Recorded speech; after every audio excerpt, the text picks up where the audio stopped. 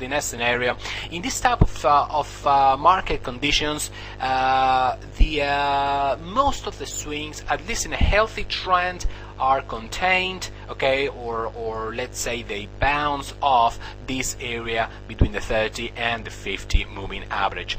The reason as of why I like to keep an area on the dynamic area of support and resistance, basically the reason as of why it works is because institutional players like to keep an eye on this area, okay, on these retracements, in order to adapt to their positions. All right, I'm talking about, of course, large investment banks, hedge fund managers, etc., etc. You know, the people who trade volume enough to actually move the market.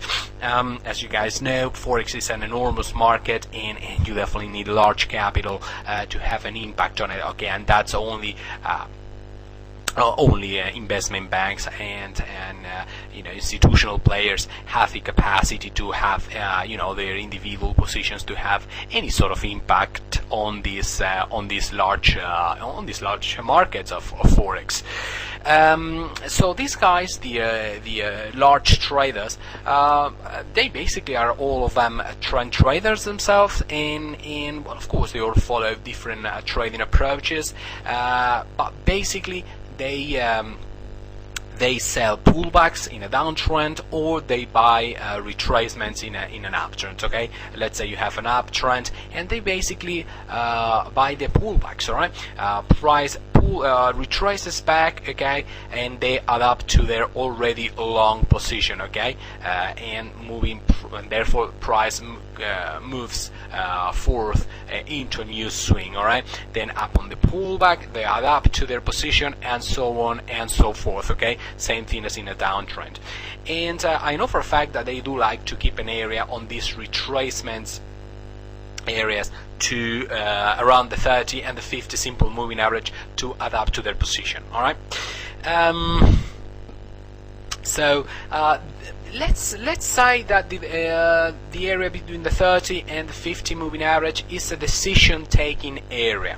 Okay, it's an area that, you know, there are going to be loads of enormous limit orders. Okay, either sell or buy limit order, depending on what side of the market you are, of course, depending on whether you are in an uptrend or in a downtrend, and you know that price is bound to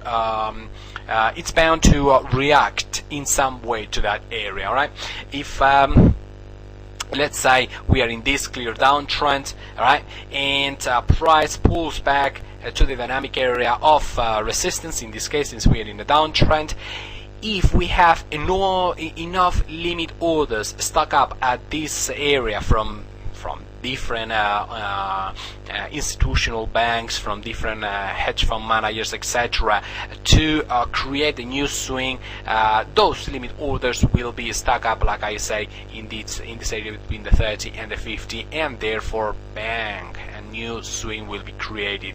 Upon the next pullback, same thing. If there are enough orders at this part of the chart, at this junction of the chart, a new swing will be created. Okay, always in the direction of the main trend.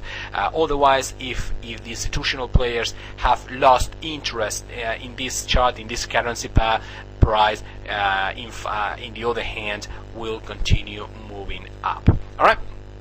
So that's basically the reason as of why I like to keep an area on the dynamic area of support and resistance. It's a decision-taking area, you know, an area where if the trend is to survive, most of the swings should spring off that area. All right, should be created off that area, and therefore 95% of the price action will be contained at the right side of that area. Okay, let's assume this is about, well, you know, let's picture the dynamic area as a boundary, all right, as a frontier. If the trend is to you know, to still be in place price, or at least 95% of the price action, should be contained on the right side. In this case, since we are in a downtrend, it should be contained on the lower side of the dynamic area. Okay, as soon as we breach this area, all right, as soon as we break above and we begin to have,